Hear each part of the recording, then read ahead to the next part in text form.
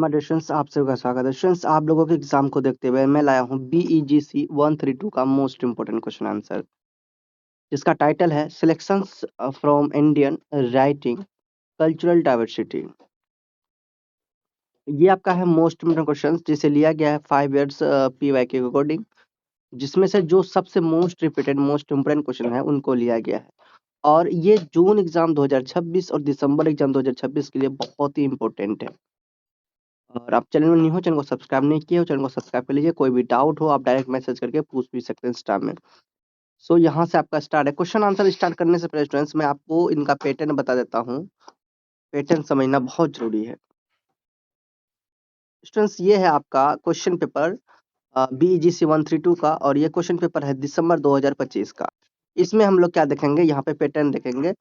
देखिए स्टूडेंट्स, इसका जो एग्जाम होगा स्टूडेंट्स 3 घंटे का एग्जाम होगा, और इसमें आपको 100 मार्क्स मिलेंगे। टोटल 5 क्वेश्चन का आपको जवाब देना है। और पहला नंबर का जो क्वेश्चन है, जैसे फर्स्ट नंबर का क्वेश्चन है, वो कंपलसरी है। फर्स्ट नंबर का क्वेश्चन क्या है, यही है। फर्स्ट नंबर का क्वेश्चन ये है, जो कि इसे करना क्या है, कंपलसरी है। मतलब आपको पहला क्वेश्चन क्या करना है, करना ही पड़ेगा हर हालत में। Answer with reference to the context any four ना, रेफरेंस टू द कंटेक्स्ट करना, आंसर देना है। आंसर जो देना है रेफरेंस टू द कंटेक्स्ट के अकॉर्डिंग देना है। और एक क्वेश्चन में आपको 5 नंबर मिलेंगे। टोटल 4 क्वेश्चन का आपको जवाब देना है, एनी फोर, कोई भी 4 क्वेश्चन का आपको जवाब देना है। तो मेरा सजेस्ट यही रहेगा, आपको 3 साल के PYQ को देखना है। 3 साल के PYQ में जितने भी आपके ये छोटे-छोटे आपको ये पोएम दिखेंगे, छोटे-छोटे ये पोएम दिखेंगे, ठीक है? तो ये सभी को क्या करना है आपको, क्या करना है, ये आपको क्या करना है, तैयारी कर लेना है ना, प्रिपरेशन कर लेना है। इसको एक्सप्लेन करने के लिए हमको सीखना है, प्रैक्टिस करना है।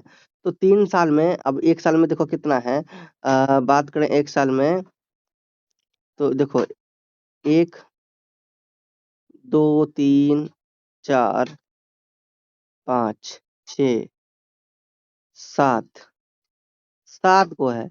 तो 7 गो आपको छोटा-सा पोएम दिया हुआ है, 7 में से कोई भी 4 का आपको बनाना है पहला नंबर क्वेश्चन में, ठीक है? पहला नंबर क्वेश्चन में आपको क्या करना है, 7 क्वेश्चन में से 7 पोएम में से किसी 4 पोएम को यानी कि एक्सप्लेन करना है। और वो भी क्या, इसमें ये भी बता दिया कि 5 नंबर आपको मिलेंगे। मतलब कि एक क्वेश्चन का आंसर अगर आप दोगे तो कितना पेज में, 1 पेज आपका हो जाना चाहिए। मतलब एक क्वेश्चन का आंसर 1 पेज में लिखना। 4 क्वेश्चन का आंसर देना है ना, तो 4 पेज में आपको लिख देना है। इस तरह से आपका ये हो जाएगा। तो आपको 3 साल को के देखना है ना, 7, 3 साल का देखना है। तो एक में 7 है, और 3 साल का देखेंगे तो 7 या 21 हो जाएगा, 21 मिलेगा।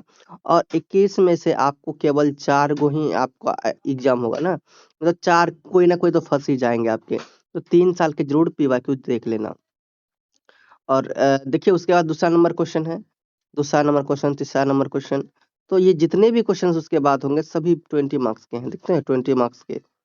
3 नंबर 4 नंबर में भी आपका 20 मार्क्स है ना, 5 नंबर 20 मार्क्स, 6, 7, 8 नंबर से 20 मार्क्स है। टोटल 8 क्वेश्चन है। 8 क्वेश्चन में से आपको फिर 5 क्वेश्चन, जितने सिर्फ 5 क्वेश्चन बनाना है जो आपको सही समझ में आए सही से। लेकिन पहला जो नंबर का क्वेश्चन है वो बहुत ही अनिवार्य है बनाना, पोएम को एक्सप्लेन करने वाला। तो इस तरह से आपने क्या देखा, क्वेश्चन पेपर देखा, आपने पैटर्न देखा।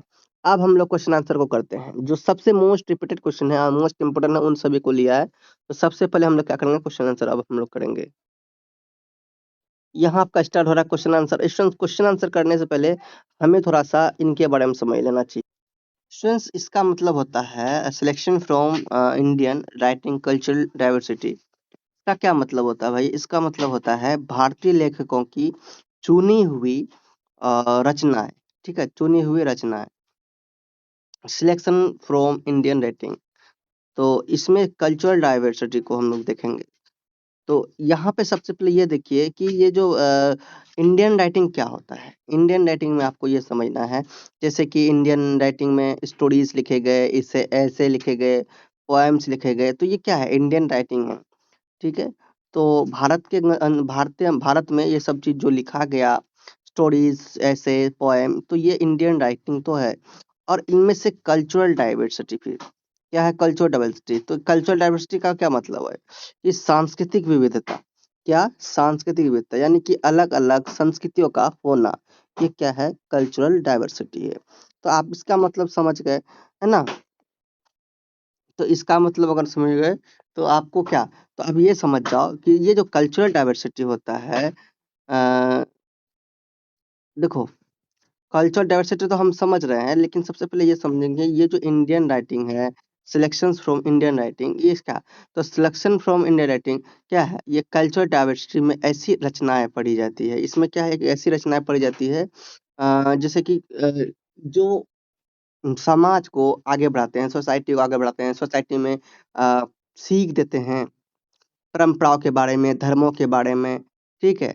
अ, हमारे गरीबी, किसान, ये सब हर चीज़ों के बारे में हमें उसमें स्टोरी में, पोएम में, ठीक है, तो ये हमें बताते हैं। तो इसी के बारे में हम लोग और भी अच्छा से एक्सप्लेन करने वाले हैं, समझने वाले हैं, ठीक है। चलिए हम लोग समझते हैं क्वेश्चन के थ्रू।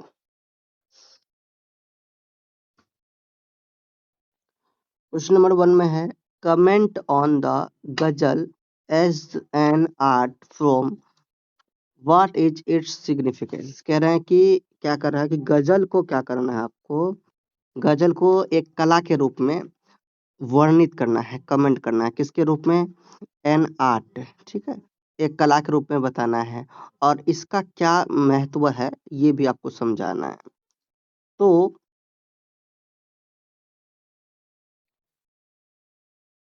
द गजल is a beautiful and important form of poetry.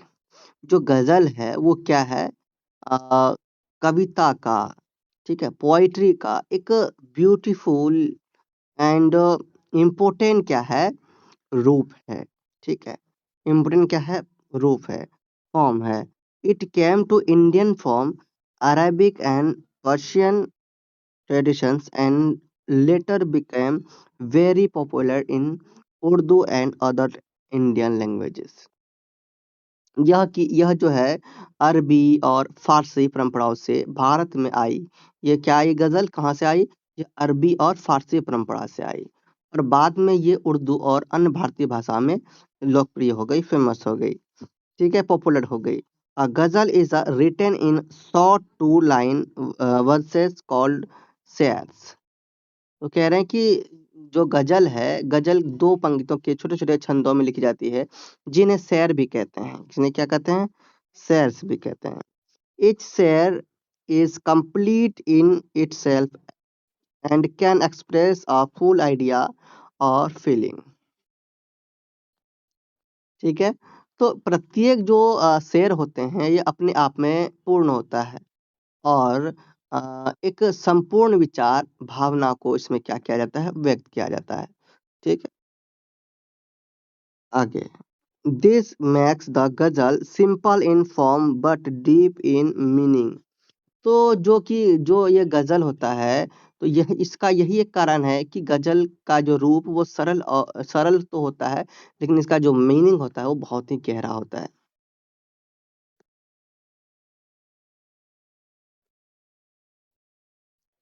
The main themes of the ghazal are love, pain, separation and longing.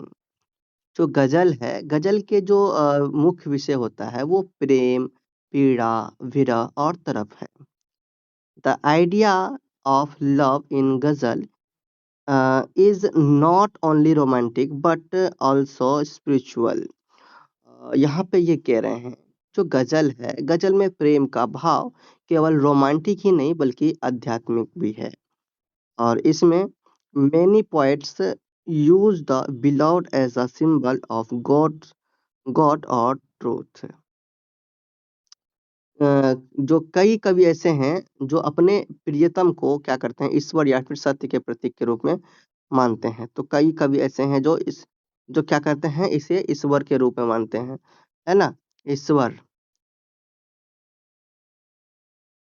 Because of the गजल this because of this a ghazal touches the heart as well as the mind। It expresses strong emotions in very few words। तो गजल में क्या है, गजल के words जो होते हैं वो बहुत ही इम्प्रेसिबल होते हैं।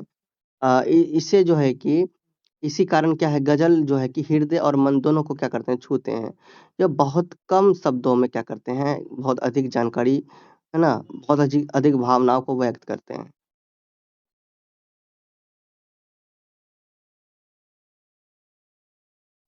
The ghazal is significant because it connects poetry with music and emotions. तो यहाँ पे क्या है कि जो गज़ल है, गज़ल का महत्व इसलिए है क्योंकि यह एक कविता को संगीत और भावनाओं से जोड़ती है। इन इंडिया भारत में ghazal are not only read but also sung. तो यहाँ पे भारत में सिर्फ़ रीड ही नहीं किया जाते हैं बल्कि इसे सुना भी जाता है ना? और इसे गाया भी जाता है। So they reach common people easily. So इसलिए क्या होता है कि जो कॉमन पीपल आम जनता जो होते हैं, आम जो लोग होते हैं, उन पर ये आसानी से उन तक पहुँचता है। Great poet like Mir Ghalib and Fez made the ghazal rich and meaningful। तो कुछ जो गज़ल के पोएट हैं जैसे मीर, गालिब और फैज़ जैसे महान कवि ने गज़ल को क्या किया समृद्ध और अर्थपूर्ण बनाया। Even today the ghazal remains popular because it speaks about human feeling in a simple and powerful way। सो आज भी जो एक गज़ल है वो बहुत ही लोकप्रिय है क्योंकि यह जो है कि मानवीय भावनाओं को सरल और प्रभावशाली ढंग से क्या करती है व्यक्त करती है। क्वेश्चन नंबर 2 है how have the theme of Dalit poetry changed very over time. Illustrate कह रहे हैं कि समय के साथ दलित कविता के विषय किस प्रकार परिवर्तित हुए। जो दलित है दलित के लिए समय के साथ क्या चेंजेस हुए इनके बारे में आपको बताना है। Dalit poetry has changed a lot over time. जो दलित कविता है वो समय के साथ बहुत बदला है, बहुत ही ज़्यादा चेंज हुआ है। In it early phase Dalit poetry mainly talked about pain, suffering and oppression oppression. ये हुआ ये कि अपने प्रारंभिक दौर में अगर देखा जाए तो दलित कविता मुख्य रूप से पीड़ा, दुःख और उत्पीड़न की क्या करती है स्टूडेंट्स बात करती है। And it describes caste discrimination, untouchability, poverty and humiliation faced by Dalit. तो इसमें से जो जातिगत भेदभाव, छुआछूती, है ना? छुआछूत, गरीबी और दलितों द्वारा ये झेली गई अपमान की चर्चा होती है इसमें। आगे The tone of these poems was angry and full of protest because writers wanted society to notice their suffering। इन कविताओं का जो इन कविताओं का जो प्रोटेस्ट होता है वो काफ़ी हद तक बहुत ही प्यार भरा होता है, ठीक है? लेकिन सॉरी प्यार भरा नहीं होता है। एंड इनमें क्या देखा इनके जो लहज़ा होते हैं, वो बहुत ही एंग्री टाइप के लगते हैं, ठीक है? बहुत ही क्रूर भावना इसमें होते हैं, ठीक है? और जिससे समाज बहुत ही पीड़ा समाज क्या करते हैं इससे पीड़ा की भावनाओं से देखते हैं और ध्यान मतलब यहाँ इनमें जो है कि खास करके बहुत ही अलग-अलग सिचुएशन से सफ़रिंग करते हैं समाज। With time the theme of Dalit poetry expanded. Modern Dalit poetry does not only focus on pen but also talks about self respect and identity. समय के साथ दलित कविता जो है ये इसमें क्या हुआ व्यापक होते गया मतलब बड़ा होते गया इसमें अच्छा-सा और समय के साथ-साथ जो देखा जाए, जो दलित होते हैं दलित सिर्फ़ क्या यानी कि पीरा ही नहीं रहा, अब दलित थोड़ा-सा आत्मसम्मान और पहचान के बारे में भी बात करने लगे, है ना? धीरे-धीरे दलित के अंदर इम्प्रूव होने लगा मॉडर्न टाइम में, है ना? समय को देखते हुए, है ना? अभी के समय में अब दलित में कोई छुआ-छूत नहीं देखता, अब अभी धीरे-धीरे छुआ-छूत की प्रॉब्लम अब देखो मान लो कि कहीं बस में, कहीं मार्केटिंग करने जाते हैं, कहीं बस में जाते हैं, हर जगह के हर तरह के लोग रहते हैं। क्या यहाँ पे कोई छुआ-छूत कोई कहता है कि आप इस कास्ट के हो तो यहाँ नहीं बैठो, ऐसा-वैसा कुछ स्कूल, कॉलेज कहीं भी सब साथ में एक साथ पढ़ते हैं। कहीं भी इस तरह से धर्म वाली बात ही नहीं होता कि भाई आप इस धर्म के हो, है ना? आप इस कास्ट के हो, आप मेरे साथ नहीं रह सकते, मेरे साथ नहीं बैठ सकते, ऐसा-वैसा नहीं। Dalit poets now questions the caste system and demand equality, dignity, and justice. Education and social awareness have given Dalit writers stronger voice. तो दलित जो कवि हैं वो अब जाति व्यवस्था पर सवाल उठाते हैं और समानता, गरिमा और न्याय की मांग करते हैं। जो भी दलित के अकॉर्डिंग जो भी पोएम बनाते हैं, जो भी पोएट होते हैं, ठीक है? तो वो दलित के लिए समानता की बात करते हैं, न्याय की बात करते हैं। और education and social awareness have given Dalit writers as stronger voice. तो शिक्षा और सामाजिक जागरूकता ने दलित लेखकों को सशक्त करने की आवाज दी है। ठीक है, तो आगे है टुडे। आज के समय में देखा जाए तो Dalit poetry has become a powerful medium of resistance and change. तो आज दलित कविता प्रतिरोध और परिवर्तन का एक सशक्त माध्यम भी बन गया है। It talks about personal experiences, hope and the desire for a better future. जो अब यह व्यक्तिगत अनुभव, आशा और बेहतर भविष्य की कामना को क्या करते हैं स्टूडेंट्स, व्यक्त करते हैं। And instead of only showing victimhood, Dalit poetry now shows confidence and courage. केवल पीड़ित होने के का चित्रण इसमें नहीं देखा जाता है, बल्कि जो दलित हैं वो कविता अब आत्मविश्वास और साहस को भी दर्शाते हैं, दलित कविता। ठीक है, यहाँ पे 10 इस प्रकार Dalit poetry has moved from expressing suffering to asserting rights and identity. इस प्रकार देखा जाए तो दलित कविता पीड़ा व्यक्त करने से आगे बढ़ गया है और अधिकतर इसमें अब धीरे-धीरे ये लाइफ को आगे बढ़ा रहा है, अपनी पहचान बनाने जा रहा है। ठीक है, इस तरह से अब देखा जा रहा है। क्वेश्चन नंबर 3 है explain what Shishir Kumar Das means by the team of mat lover.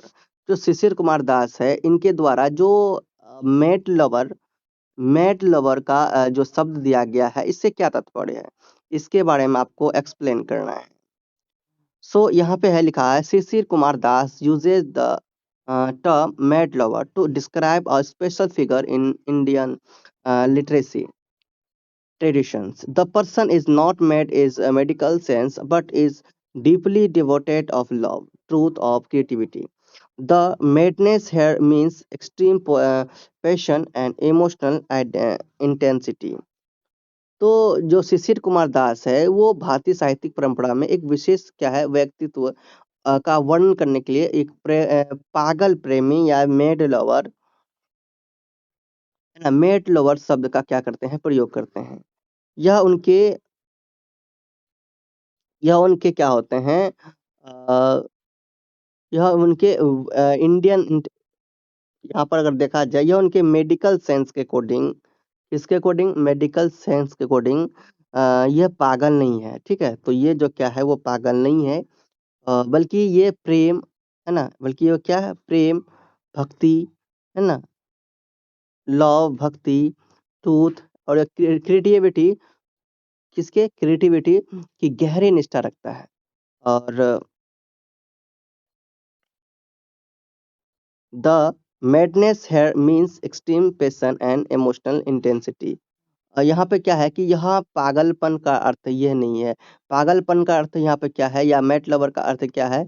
यहाँ यहाँ पे यह अत्यधिक पैशंस एंड इमोशनल की भावना, ठीक है? इनके अंदर तीव्रता, ठीक है? ये होना।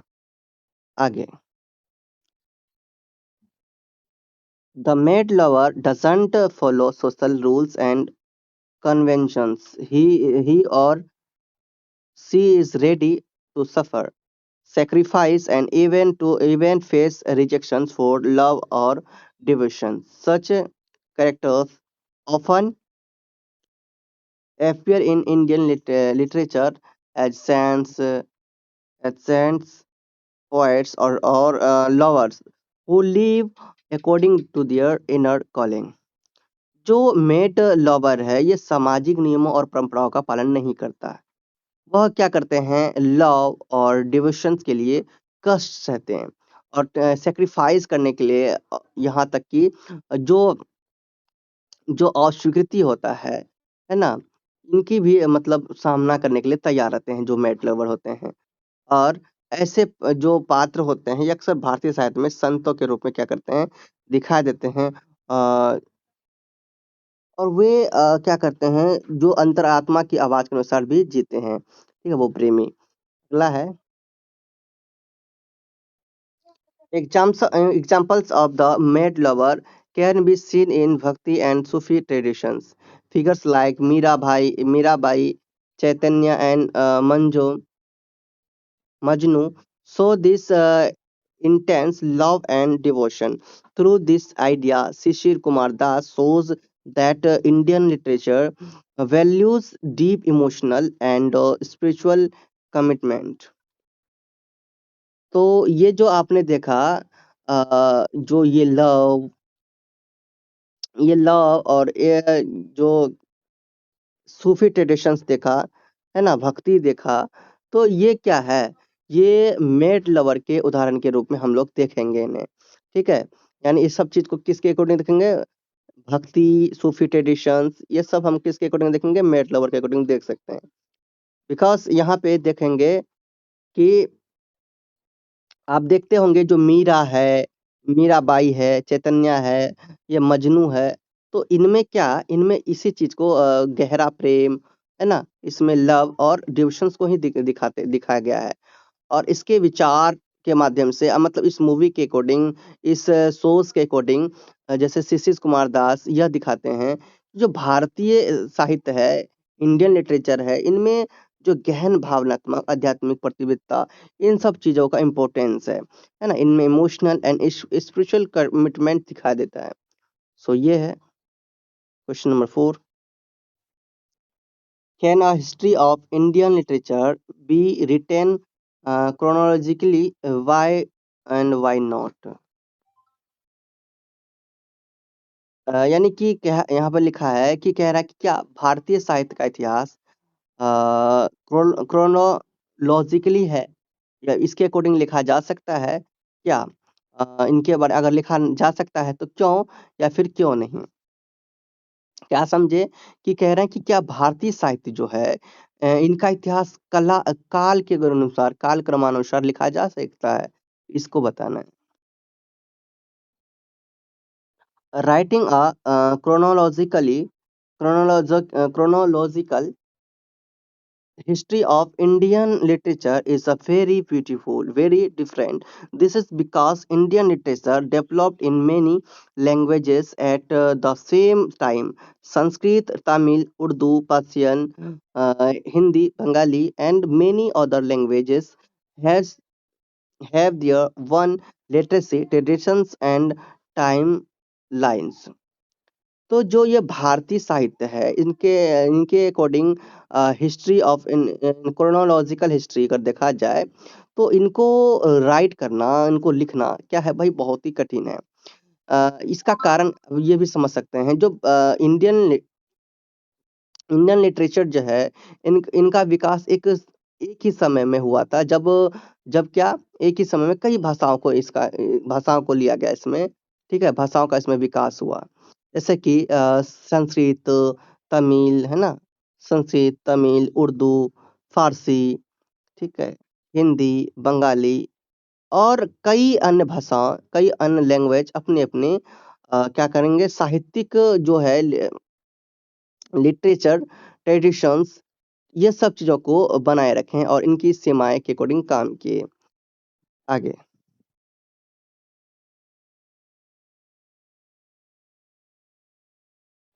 another reason is the strong presence of oral traditions in India. एक और कारण भारत में जो अ, ओरल ट्रेडिशंस के अकॉर्डिंग देखा जाए, मौखिक परंपराओं के अकॉर्डिंग देखा जाए, ये प्रबल उपस्थिति भी है। Many stories, epics, songs and folk talks were passed from one generation to another, है ना? One generation to another by word of mouth before being written down. Because of this, it is hard to fix extract that for many literacy work. तो यहाँ पे कई कहानियां, कवि महाकाव्य, गीत, लोक कथाएं, ये क्या है, एक पीढ़ी से दूसरी पीढ़ी तक हस्तांतरित होती है, जाती है। ये चीज एक पीढ़ी से दूसरी पीढ़ी में भी सुनाई जाती है ना। आज से 10 साल, 50 साल, 100 साल पहले भी ये कहानियां, महाकाव्य, लोक कथाएं चल रही थी, तो आज भी ये कहीं ना कहीं ये चल ही रहे हैं। Moreover, different literacy movements existed simultaneously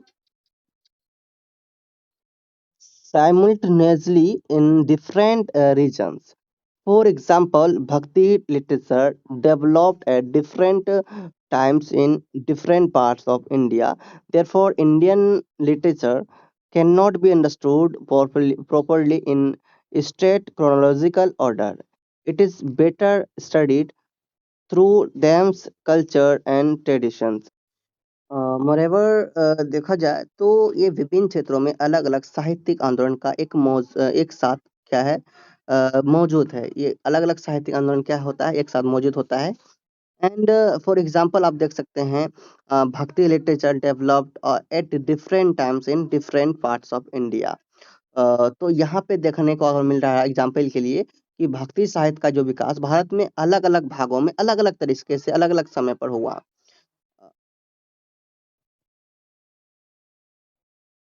इसलिए जो है कि भारतीय साहित्य को सीधे कालानुक्रमिक क्रम में ठीक से नहीं समझा जा सकता। इसका अध्ययन अगर किया जाए तो ये विषयों, संस्कृति और परंपराओं के अनुसार बेहतर ढंग से इसे समझा जा सकता है।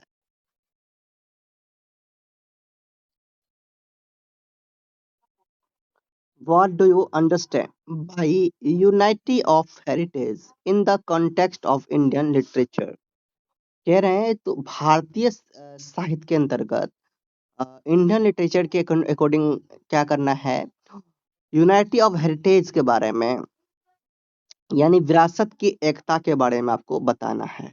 ठीक है, समझाना है। इसे आप किस तरह से देखते हैं, ये आपको बताना है।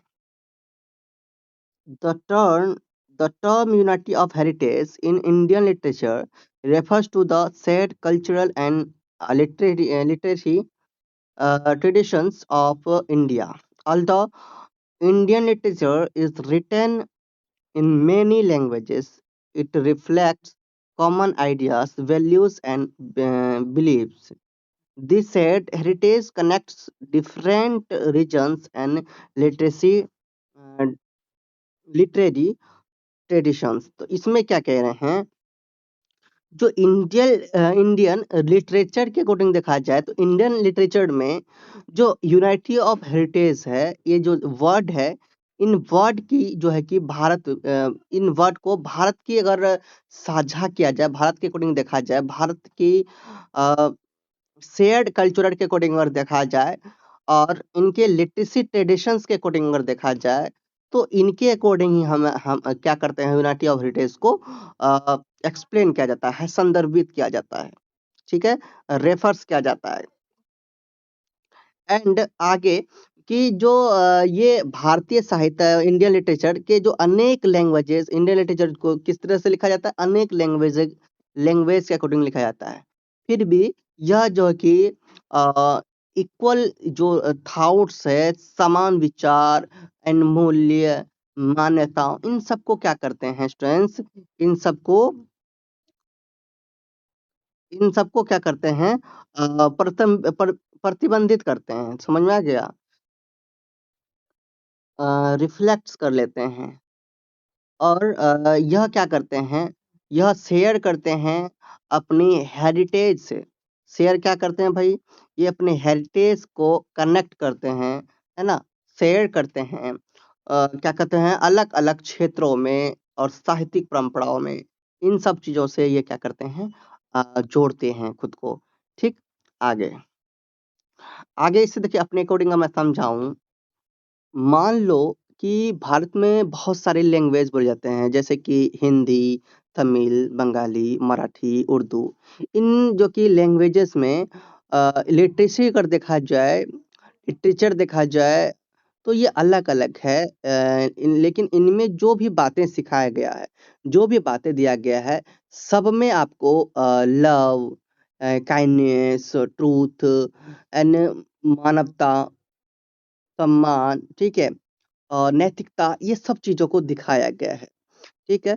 तो यानी कि इसको अलग-अलग पोएट ने क्या किया, अलग-अलग भाषाओं में से लिखा, जैसे संस्कृत में, उर्दू में, है मतलब फ़ारसी में, अलग-अलग भाषाओं में, मतलब जो वहाँ के लोग होते हैं, मोहल्ले के, समाज के लोग, उनको समझ में आए।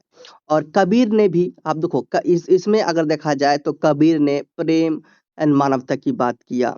तुलसीदास ने भक्ति और आदर्शों की बात किया, है ना? जिसमें रामायण को लिया गया, राम राम के जीवन से जीवनी लिया गया राम के अकॉर्डिंग। एंड रविन्द्रनाथ टैगोर को देखा जाए तो ये इन्होंने मानवता और एकता की बात की। भाषाएँ अलग थी, लेकिन संदेश जो इन लोग का था, एक ही था। इसलिए हम लोग क्या कहेंगे, यूनाइटी ऑफ हेरिटेज कहेंगे, ठीक? इसको सही से समझा जाए तो इंडियन जो लिटरेचर है, इनमें अलग-अलग लैंग्वेजेस और कल्चर्स के बावजूद भी समान मूल्यों एंड ट्रेडिशंस का होना, यही क्या है, यूनाइटी ऑफ हेरिटेज है। यही क्या है, यूनाइटी ऑफ हेरिटेज है। सो इससे इसमें यही बात है। क्वेश्चन नंबर 6 को समझते हैं। What does the ideas the made lover convey explain with examples? जो मेड लवर है, इनकी अवधारणा क्या दर्शाती है, किन बात को दिखाती है? तो देखिए, ये मेड लवर वाला हम लोगों ने ऊपर भी इसको कर लिया, सेम उसी प्रकार यहाँ भी है, थोड़ा सा चेंज किया गया, बस इसे अगर समझेंगे इजी लैंग्वेज में आपको समझ में आ जाएगा। What does writing from the northeast India tell us about the people there? Illustrate, है ना? मतलब कि नॉर्थ ईस्ट इंडिया की अगर बात करें तो नॉर्थ ईस्ट इंडिया के जो लेखन है, इनसे हमें कहाँ के बारे में जानने को मिलता है ना? वहाँ के बारे में, मतलब कहीं ना कहीं इनसे हमें इंडियन लिटरेचर, इंडियन कल्चर, इन सब चीज़ों के बारे में जानने को मिलता है, तो इनको समझाना है। स्टूडेंट्स, नॉर्थ ईस्ट इंडिया की राइटिंग हमें क्या करते हैं, इनकी अगर बात करें तो वहाँ की जो राइटिंग हमें वहाँ के लोगों के जीवन, कल्चर, ट्रेडिशंस एंड बिलीव्स और प्रॉब्लम्स के बारे में बताती है। इन रचनाओं से पता चलता है कि जो नॉर्थ ईस्ट के जो लोग हैं, वो प्रकृति यानी नेचर के करीब रहते हैं और अपनी परंपराओं को, ट्रेडिशंस को बहुत ही महत्व यानी इम्पोर्टेंस देते हैं। उनकी जो कहानियों और कविताओं होते हैं, इनमें पहाड़, जंगल, नदियाँ, लोक कथाएँ और कई सामुदायिक जीवन का क्या होता है, सुंदर वर्णन मिलता है ना? साथ ही ये राइटिंग्स उनके संघर्ष, पहचान और सामाजिक मुद्दों के भी क्या करते हैं, स्टूडेंट बात करते हैं, ठीक है? तो इसको अगर समझा सही से अगर समझें तो जो राइटिंग फ्रॉम नॉर्थ इंडियन ये है, समझे ध्यान से, जो राइटिंग है नॉर्थ ईस्ट इंडिया की जो राइटिंग है, वो बताती है कि वहाँ के लोग नेचर से जुड़े हुए हैं। अपनी संस्कृति, अपनी कल्चर पर उन्हें गर्व होता है और गर्व करने वाले मेहनती लोग वहाँ पे रहते हैं। सो इसको इस तरह से भी आप एक डेफिनेशन लिखना चाहें, तो आप इस तरह से बोल सकते हैं, जो राइटिंग फ्रॉम नॉर्थ इंडिया, क्या आप लिख सकते हैं, अगर लिखना चाहें तो, writing from North India reflects the life, culture, traditions, and values of people living there. It saw their uh, close relationship with nature, rich cultural heritage of community life. These writings also highlight their struggles, identity, and social issues. Understand? So Northeast India literature helps us understand the unique lifestyles and experiences of the people of the region. Understand? So ये है question number 7 का मतलब। हम लोग question number 8 को देखते हैं। What do you understand by Hindavi, explain with example? तो हिंदवी से आपको क्या समझने मिलता है हिंदवी के बारे में आपको बताना है कि आप क्या समझे, इसके बारे में एक्सप्लेन करना है। जो हिंदवी है, वो रेफर्स करते हैं early from Hindavi language used medieval India. जो हिंदवी है ये मध्यकालीन भारत में क्या है, एक प्रचलित हिंदी भाषा के प्रारंभिक रूप को क्या करते हैं, स्टार्टिंग अर्ली अर्ली रूप को, अर्ली फॉर्म को क्या करते हैं, ये संदर्भित करते हैं। और it was the language of ordinary people and included local dialects. Hindi help poet communicate ideas to everyone, not just the educated. तो जो ये है, यह आम लोगों की भाषा भी थी। ये जो थी क्या थी, हिंदवी आम लोगों की भाषा थी। और इसमें जो है कि स्थानीय बोलियां क्या होती थी, शामिल होती ही थी। और जो हिंदवी है, हिंदवी ने कवियों को क्या किया, अपने विचारों को केवल एजुकेटेड लोगों तक ही नहीं सीमित रखा, बल्कि ये सभी तक, जितने भी आम जनता है, इन सभी तक पहुंचाने में मदद किया लैंग्वेजेस को। सो सो आगे आप इसको समझें। ये हिंदवी जो थी, एक क्या थी भाई, आपको अभी हमने बताया, ये पुरानी भाषा थी जो मध्यकाल मिडिवल पीरियड के अकॉर्डिंग लिया गया था। इनमें उत्तर भारत में बोली जाती थी, ठीक है। ये जो है कि हिंदी, उर्दू और साहित्य के अगर देखा जाए, स्थानीय भाषाओं के अकॉर्डिंग देखा जाए, तो स्थानीय भाषाओं का मिला जुला रूप थी। इसका उपयोग जो है कि आम लोगों से बात करने और कविता लिखने के लिए किया जाता था, हिंदवी का, है ना। और इसमें सबसे पसंदीदा कवि की अगर बात करें, तो सबसे प्रसिद्ध कवि अमीर खुसरो था। हिंदवी का जो प्रसिद्ध कवि कौन था भाई, अमीर खुसरो। आमिर खुसरो था, ठीक है। तो ये था। एंड तो इसमें इसने क्या किया, इसने अपनी कई रचनाएं हिंदवी में लिखी। इन्होंने हिंदवी को लोगों की क्या किया, भाषा बताया, ठीक है। किसका बताया, लोगों का भाषा बताया। और ये जो अमीर खुसरो है, इनकी पहेलियां और गीत, भक्ति संतों की कुछ कहानियां, रचनाएं, लोक भाषा, ये लोगों को प्रेरित करती है। सो समझे। तो ये क्या है कि जो हिंदवी जो है, आपने समझा, हिंदवी, ये जो हिंदवी है, ये क्या है, हिंदवी जो है, अगर देखा जाए, तो हिंदवी मध्यकाल की, हिंदवी जो है क्या है भाई, हिंदवी मध्यकाल की एक लोकप्रिय भाषा थी, जो उत्तर भारत में बोली जाती थी। और ये जो हिंदी, उर्दू और अन्य स्थानीय भाषाओं के जो मिश्रण से बनी थी। और इसके जो प्रयोग थे, ये आम लोगों के बीच संचार और साहित्य रचना के लिए होता था, ठीक है। और अमीर खुसरो ने हिंदवी में कई प्रसिद्ध गीत और पहेलियां लिखी। क्वेश्चन नंबर हम लोग 9 देखते हैं। Discuss the significance of Indian writing in English in the socio cultural context. जो इंडियन राइटिंग के अकॉर्डिंग देखा जाए, इंडियन राइटिंग कल्चर्स के अकॉर्डिंग देखा जाए, आपने देखा होगा, जो सामाजिक सांस्कृतिक संदर्भ में देखा जाए, तो ये अंग्रेजी में जो भारतीय लेखन है, इंडियन राइटिंग है, ये इनकी लेखन का बहुत ही महत्व है, ठीक है। तो ये क्या है महत्व, इनके महत्व के बारे में हमें यहाँ पर बताने को कहा है। सो यहाँ है, Indian writing in English is important because it connects Indian experiences to the world. It gives Indian writers a way to share social, cultural, and personal stories globally. Readers to outside India can understand Indian society through these writings. जो अंग्रेजी में भारतीय लेखन की जो महत्वपूर्ण है, अंग्रेजी में क्या है, जो भारतीय लेखन है, इंडियन राइटिंग है, ये बहुत ही महत्वपूर्ण है, क्योंकि यह भारतीय भारतीय के अनुभवों को विश्व से जोड़ता है। यह भारतीय लेखकों को सामाजिक, सांस्कृतिक और व्यक्तिगत कहानियों को वैश्विक स्तर पर क्या करती है? साझा करती है ना? और इनकी साझा करने का एक माध्यम भी है। और भारत के जो बाहर के जो पाठक हैं, इन रचनाओं के माध्यम से भारतीय समाज को समझ सकते हैं। ठीक है? भारत से जो बाहर के जो लोग हैं, वो भी इसे समझ सकते हैं। ठीक है?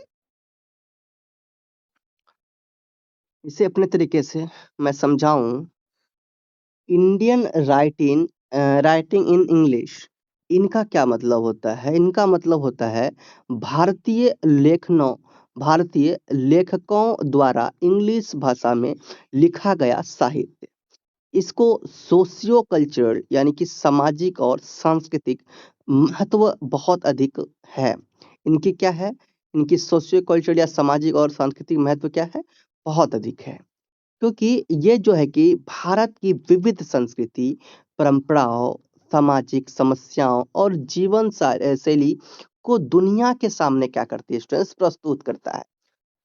इस साहित्य के जो माध्यम से क्या होता है, इस साहित्य के माध्यम से जाति व्यवस्था, गरीबी, महिलाओं की स्थिति, ना धार्मिक विविधता और भारतीय मूल्यों को समझने का अवसर मिलता है। और यह जो है कि भारत और विदेश के पाठक जो हैं, उनके जो बीच एक सांस्कृतिक सेतु का काम करता है, कल्चर ब्रिज का काम करता है। ठीक है? तो एग्ज़ाम्पल्स में अगर देखें तो आप देखेंगे नारायण की रचनाओं को, ये भारतीय जीवन को क्या करती है? दर्शन देती है। ठीक है? तो ये क्या करते हैं? भारतीय जीवन को क्या करते हैं स्टूडेंट? आर के नारायण की जो रचना है वो भारतीय जीवन को दर्शाती है। और दूसरा मुल्क राज आनंद, ये जो सामाजिक असमानता और गरीबी के बारे में लिखा है इन्होंने, है ना? और सलमान रश्दी इन भारतीय इतिहास के बारे में इन्होंने भी बताया और ये संस्कृति को भी अपनी रचनाओं में बहुत अच्छे से बताया। सो आप कह सकते हैं Indian writing in English Bharatiya Samaj और संस्कृति को विश्व स्तर पर क्या किया? पहुंचाने का काम किया। और ये बहुत ही महत्वपूर्ण माध्यम है। समझ में आ गया? ये क्या है? बहुत ही महत्वपूर्ण माध्यम भी है।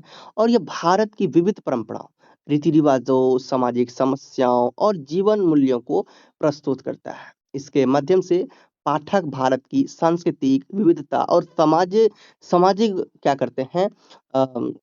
वास्तविकता को समझ सकते हैं, जान सकते हैं, जिनमें आर के नारायण, मुल्क राज आनंद और सलमान रश्दी जैसे जो लेखकों ने अपनी रचनाओं के द्वारा भारतीय जीवन को प्रभावशाली रूप से दर्शाया। ठीक है? सो ये समझ गए। क्वेश्चन नंबर हम लोग 10 को देखते हैं। Explain the importance of translation in the Indian context. भारतीय संदर्भ में ट्रांसलेशन के इम्पोर्टेंस को बताना है। So, translation is very important in India because there are many languages. Literature in one language can reach people who speak another language through translation. It helps readers understand different culture and traditions. तो यहाँ पे क्या है, क्या कह रहे हैं? जो भारत में जो ट्रांसलेशन का जो ये महत्व है, ये बहुत है, बहुत महत्व। ट्रांसलेशन का क्या है? बहुत महत्व है, क्योंकि यहाँ पर अनेक लैंग्वेजेस बोली जाती है और यहाँ पे एक लैंग्वेज में लिखा जाता है, एक लैंग्वेज में जो साहित्य लिखा जाता है, किसी एक लैंग्वेज में अगर लिखा जाए, तो एक लैंग्वेज में अगर लिखा जाए तो दूसरी लैंग्वेज में जो लोग समझने वाले हैं, सीखने वाले हैं, तो वो पाठक क्या करेंगे? ट्रांसलेट करके अपनी लैंग्वेज में, जो लैंग्वेज वो जानते हैं, वो साहित्य को अपनी लैंग्वेज में भी वो सीख सकते हैं, समझ सकते हैं। आप खुद जानते हैं कि इंडिया में बहुत सारी लैंग्वेजेस बोली जाती है, जैसे कि हिंदी, बंगाली, तमिल, तेलुगु, मराठी, पंजाबी इत्यादि। तो ट्रांसलेशन का काम इसमें क्या है? लैंग्वेज की बातों को दूसरी लैंग्वेज, एक लैंग्वेज की बातों को ट्रांसलेशन क्या काम है? एक लैंग्वेज की बातों को किसी दूसरे लैंग्वेज में पहुँचाना, ठीक है? इससे क्या होता है? ये अलग-अलग भाषा और कल्चर को जोड़ने का काम करता है और लोग कहें कि दूसरे राज्यों की लिटरेचर, हिस्ट्री और आइडियाज़ को भी समझ पाते हैं। और नेशनल यूनिटी और कल्चरल एक्सचेंज के अकॉर्डिंग देखा जाए तो इसमें भी बहुत बहुत विविधता आपको बहुत ही अलग टाइप से देखने को मिलेगा। इससे जो कि स्टूडेंट्स और रिसर्चर जो होते हैं उनको नॉलेज होता है, उनको एक्सेस करने में मदद मिलती है। और जो गवर्नमेंट की जो जानकारी और सच में मतलब सच में अगर जो गवर्नमेंट्स की अगर जानकारी अकॉर्डिंग देखा जाए तो गवर्नमेंट भी इन चीज़ों को प्रोवाइड करवाते हैं और इन चीज़ों के बारे में रिकमेंड करते हैं। ठीक है? कि कोई भी लैंग्वेजेस को वो अपने ट्रांसलेट के माध्यम से वो आसानी से सीख सकते हैं। सो ये है, सो आपने समझ लिया, अब आगे बढ़ते हैं। देखिए इसमें एक और समझो, देखो इसकी जो माध्यम है ट्रांसलेशन के माध्यम से जो महत्वपूर्ण साहित्यिक रचनाएँ और ज्ञान भी अधिक लोगों तक पहुँच पाते हैं और यह राष्ट्रीय एकता को मजबूत करता है तथा शिक्षा, शोध, सरकारी सूचना के प्रसार में भी इनका बहुत ही उपयोग होता है। ठीक? तो ये आप समझ गए। Question number 10। बाकी देखिए स्टूडेंट्स जितने भी क्वेश्चंस हैं, बहुत सभी क्वेश्चंस यहाँ पर इम्पोर्टेंट ही लिए गए हैं। ठीक? तो मैं आपको कोशिश करूँगा ये कि भई आप लोग ना इसे वीडियो को रोककर समझ लीजिए please. I have no time. मेरे पास अभी समय नहीं है और मैं आपको एक्सप्लेन नहीं कर सकता। लेकिन जिसमें जितने भी क्वेश्चन आंसर जो लिए गए हैं ना, बहुत ही ईज़ी लैंग्वेज में लिए गए हैं। और जितने भी आप देख सकते हैं, कितने ईज़ी लैंग्वेज में लिखे गए हैं, जिसमें शॉर्ट नोट्स भी लिया गया है, जो बहुत ही ईज़ी लैंग्वेज में लिया गया है। ठीक? सेप्पी विमोचनम है ना ये, थेम ऑफ सेप्पी विमोचनम, ये भी बहुत इम्पोर्टेंट है। और देखिए इसका वीडियो ना मैंने पहले भी बनाया था, उसका डिस्क्रिप्शन में लिंक दे दूँगा तीनों पार्ट का। 3 पार्ट इसका बनाया गया था। ये जो आपको देखने को मिल रहा है ना, जिसमें ये जो answer with reference to the context है, ये जो छोटे-छोटे पोएम हैं, इनको एक्सप्लेन किया गया था। अलग-अलग वीडियोज़ इसका 3 पार्ट में मैंने बनाया था 3 पार्ट। वो तीनों पार्ट को ना आप जैसे ये मैंने अभी नहीं समझाया ना, इसको अलग-अलग पार्ट्स में मैंने पहले से समझा रखा है। जिसको डिस्क्रिप्शन में अगर आपको प्रॉब्लम हो रही है समझने में, तो डिस्क्रिप्शन में इनका लिंक दिया हुआ है। आप वहाँ जाके अलग-अलग पार्ट्स 3 पार्ट्स इसका बनाया गया। बहुत ही अच्छे से समझाया गया है। 3 पार्ट्स बना के आप अलग-अलग पार्ट्स के माध्यम से इसे आसानी से समझ सकते हैं। ठीक है? तो आप लोग देखिए ये पीडीएफ परचेज़ नहीं किए हैं, तो सबसे पहले ये पीडीएफ आप परचेज़ कीजिए, जिसमें ईज़ी लैंग्वेज में आपको क्या मिलेंगे, क्वेश्चन आंसर मिलेंगे। और जितने भी मोस्ट इम्पोर्टेंट क्वेश्चन्स हैं, जितने भी, सभी को लिया गया है। अगर आपने इस पीडीएफ को देख कर गया, आपने एग्ज़ाम देने से पहले आपने इसको सही से समझा, देखा, तो डेफ़िनेटली है कि आप इसमें बहुत अच्छे कुछ करेंगे, बहुत अच्छे मार्क्स लाएँगे, कोई भी डाउट आपको नहीं रहेगा। ठीक है? एग्ज़ाम देने से पहले, क्योंकि इसमें बहुत ही ईज़ी लैंग्वेज में लिया गया है। जितने भी आंसर जो लिया गया ना, बहुत ही ईज़ी लैंग्वेज में लिया गया है। ठीक? सो स्टूडेंट देखिए आप लोग इसे लीजिए और आप लोग क्या कीजिए, देखिए आप लोग नया हैं, अभी तक आप लोग चैनल को सब्सक्राइब नहीं किए हैं, चैनल को सबसे पहले सब्सक्राइब कीजिए। इस चैनल में के माध्यम से आपको हर तरह जितने भी है आपके सब्जेक्ट कोड है, उन सभी का यहाँ पर वीडियो मिलता है। ठीक है? तो ये आपके लिए बहुत ही हेल्पफुल चैनल होगा। आप लोग देख भी सकते हैं। इससे बाहर एक भी क्वेश्चन्स आपको नहीं मिलेंगे, क्योंकि यहाँ पे सभी मोस्ट इम्पोर्टेंट और जो भी संभावित प्रश्न है सबको ले लिया गया है, एक भी नहीं है। तो जाइए ये नोट्स को परचेज़ कीजिए व्हाट्सएप के माध्यम से, और डिस्क्रिप्शन में इनका व्हाट्सएप नंबर दे दिया गया है। और इसके जो वीडियोज़ जितने भी नोट्स अभी आपने देखा, इसको और भी अच्छे से एक्सप्लेन किया गया है, जिसका 3 पार्ट बनाया गया है, पार्ट 1, पार्ट 2 और पार्ट 3। डिस्क्रिप्शन में इसका लिंक दिया हुआ है, और भी इसे अच्छे से समझना चाहे तो आप समझ सकते हैं। सो स्टूडेंट्स मिलते हैं नेक्स्ट वीडियो में, तब तक के लिए बाय। जस्ट पेशेंस बोलिए, प्रेम से रहो, प्रेम से पढ़ो, प्रेम से बोलो। Don't forget to subscribe and all the best.